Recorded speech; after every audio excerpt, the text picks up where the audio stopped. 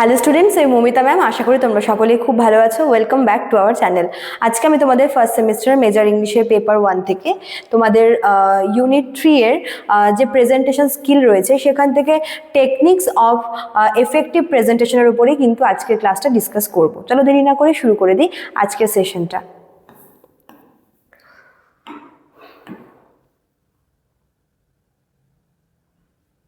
দেখো কি বলেছে, an effective presentation means sharing ideas clearly and confidently.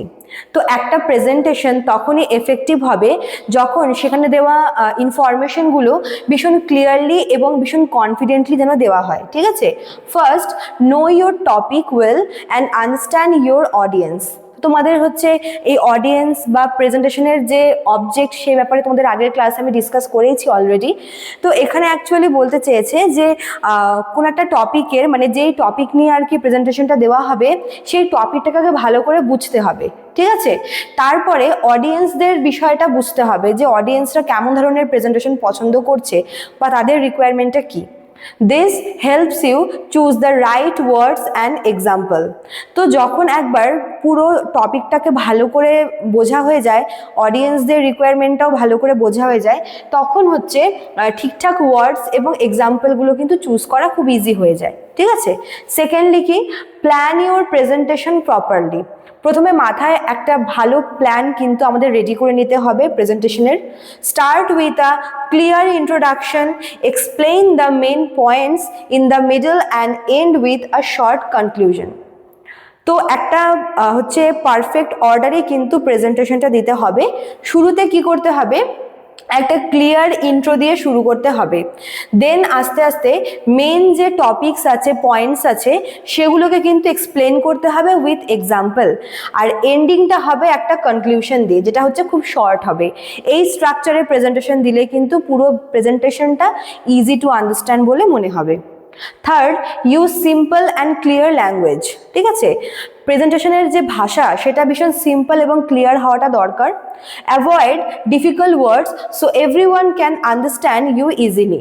কখনো কখনো যদি মনে করো স্টুডেন্টদের সামনে হয় বা কোনো প্রফেশনাল ফিল্ডের ক্ষেত্রে, সবসময় হচ্ছে ভীষণ ইজি ল্যাঙ্গুয়েজ কিন্তু চুজ করাটা দরকার।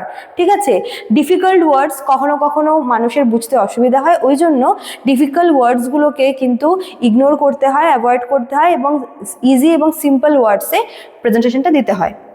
Fourth, maintain good body language. Body ল্যাঙ্গুয়েজটা কিন্তু খুব ইম্পর্টেন্ট। একটা প্রেজেন্টেশন দিতে গিয়ে সবসময় কিন্তু যে আর কি প্রেজেন্টার, তাকে অলওয়েজ তার বডি ল্যাঙ্গুয়েজটাকে কিন্তু কন্ট্রোল করতে হবে। ঠিক আছে, এবং একটা ভালো একটা বডি ল্যাঙ্গুয়েজটা রাখা দরকার, মেনটেন করা দরকার। Stand straight, স্মাইলড and use natural hand movements. কীভাবে করতে হবে, একদম মানে সোজাভাবে দাঁড়াতে হবে এবং সবসময় কিন্তু মুখে একটা স্মাইল থাকবে। ঠিক আছে, আর সে সাথে হাতের যে মুভমেন্ট সেটা যেন অতিরিক্ত না হয়, সেটা যেন ন্যাচারাল মনে হয়। ঠিক আছে, this makes you look confident. যদি প্রেজেন্টার এভাবে নিজের বডি ল্যাঙ্গুয়েজটাকে রাখে তাহলে কিন্তু হচ্ছে তাকে বেশ কনফিডেন্ট মনে হবে দেখে, আর প্রত্যেকে মানে পুরো অডিয়েন্সের নজর তার দিকেই থাকবে। ঠিক আছে, চলো নেক্সট দেখো কি বলেছে, ফিফথ যেটা, fifth, make eye contact with the audience. Eye কন্ট্যাক্টটা ভীষণ ইম্পর্টেন্ট। যখন প্রেজেন্টার যখন কোনো একটা প্রেজেন্টেশন দিচ্ছে তখন তার কী করা উচিত, তার অডিয়েন্সের সাথে কিন্তু আই কন্ট্যাক্টটা হওয়া ভীষণ important.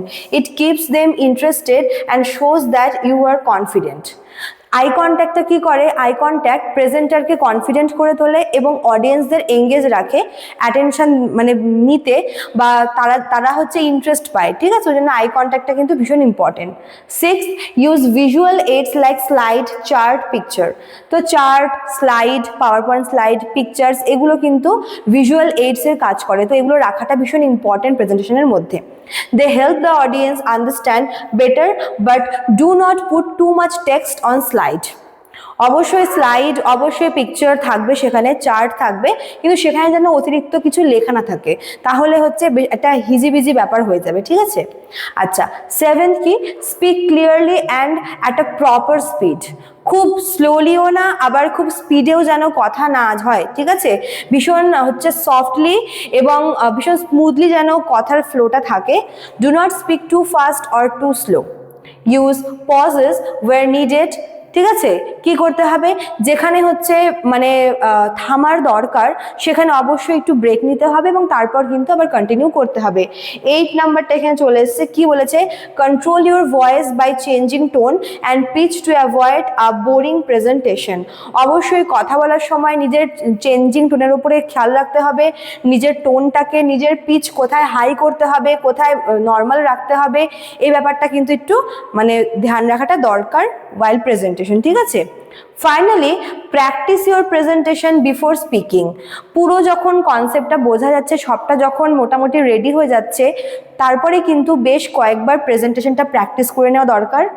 Practice reduces fear and improves confidence. এতে করে কি কনফিডেন্সটা ইমপ্রুভ হয় এবং ভয় কমে যায়। অনেকে দেখবে যে কনফিডেন্ট পায় না, কনফিডেন্ট থাকে না বলার ক্ষেত্রে, তো বারবার প্র্যাকটিস করলে কি মানে ফাইনালি আর কি প্রেজেন্টেশন দেওয়ার আগে মেন যদি কতবার আর কি প্র্যাকটিস করে নিতে হয়, তাহলে কি হয় যে কনফিডেন্স লেভেলটা কিন্তু বাড়ে।